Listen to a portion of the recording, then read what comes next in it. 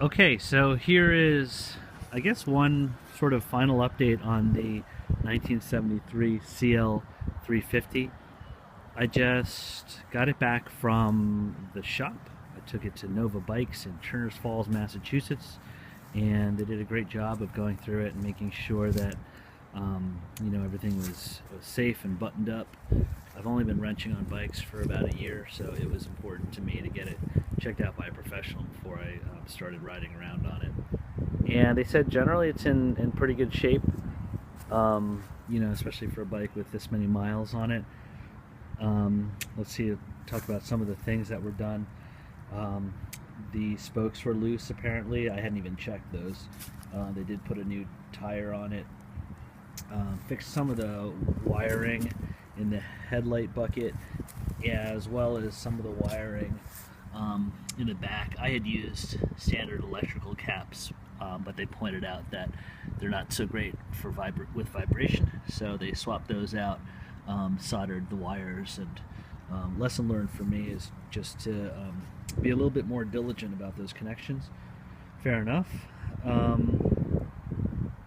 Let's see, obviously they did the tune-up, adjusted the cam chain, and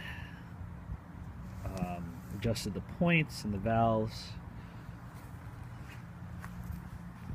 and I think that's generally it. So they gave it a green light. I rode it back, and I had a lot of fun. It's just a fun bike, a lot more power than the old CB125 that I've been using prior to this, or the KZ200 that I was using just very briefly. You can see some of my videos there.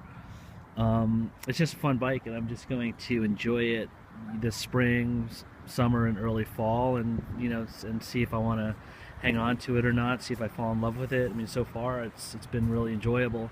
I think it's as is common with these 350s. There's a fair amount of vibration, anywhere over 30 miles per hour, but I guess that's just kind of a thing. And the pipes, these are still those old KZ400 mufflers, and so I'm definitely going to swap those out with some proper CB350 mufflers.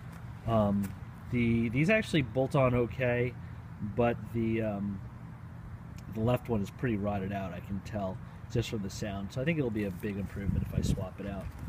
And I'm going to leave it rusty and crusty just the way it is. I don't want to spend too much time and energy trying to make it look pretty when, it's not really a pretty bike. I don't think it was ever really meant to be a pretty bike, but it's a lot of fun. And so that's how I'm going to use it, and then see where that takes me. At the same time, I'm also working on my CL450, so we'll have to see how they stack up. So tune in for more videos about that one. Bye.